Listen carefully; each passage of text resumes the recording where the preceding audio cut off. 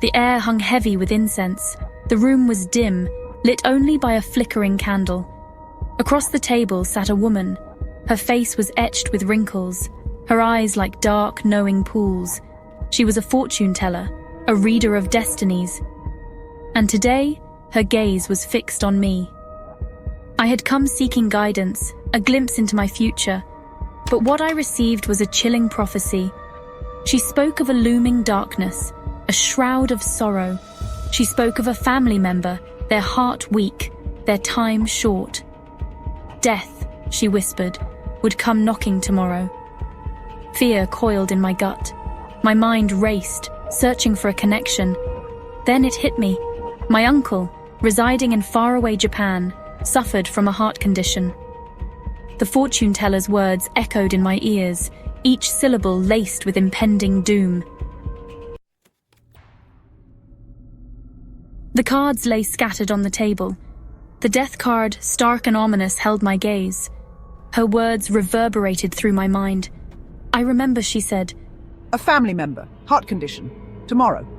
The fortune teller's warning was clear, precise, terrifying. Panic welled up inside me, threatening to consume me. I paid the woman, my hands trembling, and rushed out into the bustling city streets. The noise and chaos faded into the background. All I could hear was the relentless pounding of my heart, mirroring the impending doom.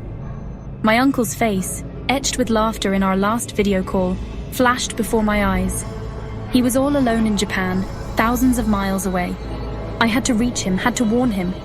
The weight of responsibility pressed down on me. His life, I believed, depended on it. Frantically, I dialed my uncle's number, my fingers fumbling over the keys. The phone seemed to ring forever before he finally answered. His voice, usually cheerful and full of life, sounded weary. Ignoring the late hour in Japan, I launched into a frantic explanation. I told him about the fortune teller, her warning, the impending sense of doom. My voice cracked with emotion, fear seeping into every word. He listened patiently, his silence amplifying my anxiety. When I finished, he chuckled softly, a sound that did little to ease my racing heart. He reassured me, promising to see a doctor first thing in the morning. We hung up, but the knot of worry in my stomach refused to unravel.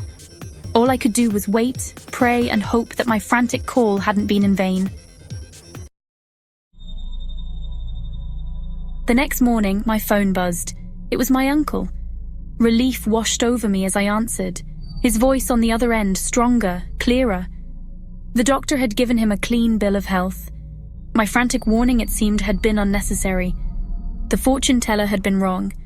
A weight lifted from my shoulders. I laughed, a genuine laugh for the first time in what felt like forever.